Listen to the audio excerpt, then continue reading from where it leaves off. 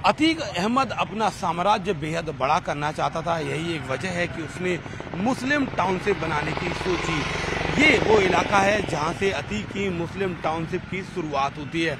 अगर आप विजुअल्स में देखेंगे तो आपको किनारे किनारे किनारे ऐसे तमाम झोपड़पट्टी, झुग्गी और आगे ऐसे घर नजर आएंगे जो सिर्फ और सिर्फ कब्जा करके बनाए गए हैं और अतीक के शागिर्द अब उस घर में रहते हैं।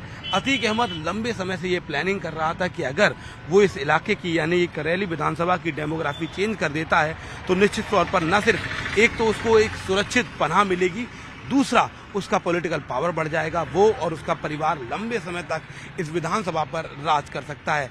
उसका आगे का प्लान ये भी था कि अपने बेटों को पॉलिटिक्स में उतार कर वो उनको सेफ गार्ड कर देगा। अगर आप इस तरफ देखेंगे तो ये करबला तिराहा है और यहीं से अतीक की जो मुस्लिम टाउनशिप थी उसकी शुरुआत होती है। इस पूरे इलाके में अतीक का दबदबा था। हर तीसरा चौथा व्यक्ति अतीक का शागिर्द, साथी अपराधी या फिर समर्थक था।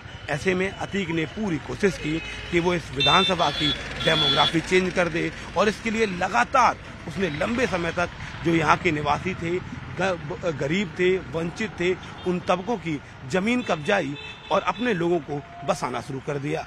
अतीक को ये लगता था कि अगर एक पूरा इलाका अल्पसंख्यकों का हो जाएगा तो वो यहाँ परमानेंट सुरक्षित रहेगा। इस इलाके में वही हालात हो जाएंगे जो 2016 से पहले थे, यानी कि चकिया में जब पुलिस का घुसना भी नामुमकिन होता था। अतीक अहमद लगातार इसी अपने रवैये पर बढ़ता रहा और धीरे धीरे उसने अपने कई लोगों को यहाँ पर बसा दिया। अगर आप सामने देखेंगे तो आपको नजर आएगा ये वो गेट, ये वो एंट्री, ये वो सड़क जिस पर अतीक अहमद धीरे धीरे अपने लोगों को बसाता जा रहा था और आगे बढ़ रहा था। हम इस पूरे कॉन्स्टिट्यूंसी की आपको वो भी दिखाएंगे, सड़क के जरिए घर भी दिखाएंगे, कैसे अतीक ने अपने लोगों को यहाँ पर बसाया, मुस्लिम टाउनशिप बनाने की कोशिश की।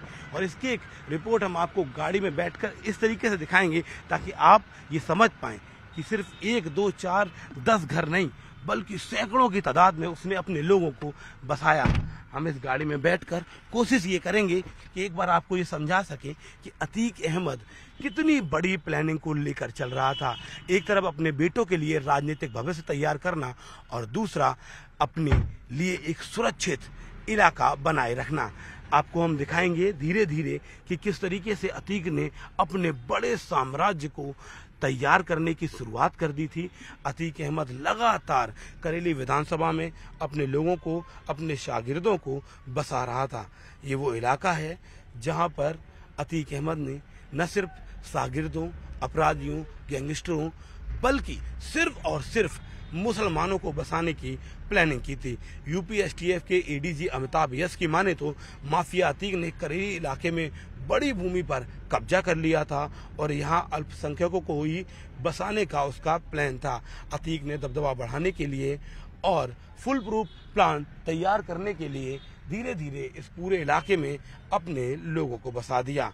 वो बाकी सभी धर्मों के लोगों को बाहर का रास्ता दिखाना चाहता था और यहाँ अल्पसंख्यकों के लिए कई इमारतें उसने स्वयं बनाई थी।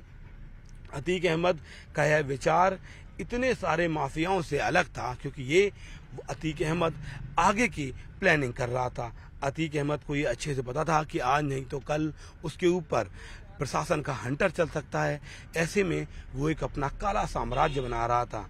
एक खास समुदाय को बसाने के लिए अतीक ने गरीबों, वंचितों और दलितों की जमीन पर जमकर कब्जा किया। हालांकि एसटीएफ ने उसके इस गैंग की इन कोशिशों को विफल कर दिया। अब अतीक अहमद और अशरफ दोनों यहाँ पर अब नहीं है। प्रयागराज में उनके ही इलाके में 3 युवकों ने बर्बर तरीके से हत्या कर दी। अतीक के बेटे और उमेश पाल मर्डर के आरोपी असद की पहले ही एनकाउंटर में मौत हो चुकी है। फिलहाल प्रयागराज में अतीक और अशरफ के शागिर्द शांति बनाए हुए हैं, छुपे हुए हैं क्योंकि शाइस्ता परवीन और गुड्डू बमबाज का भी अभी से कोई इनपुट नहीं मिल रहा है। कैमरा पर्सन योगेंद्र के साथ शिवम प्रताप, नेटवर्क 18, प्रयागराज।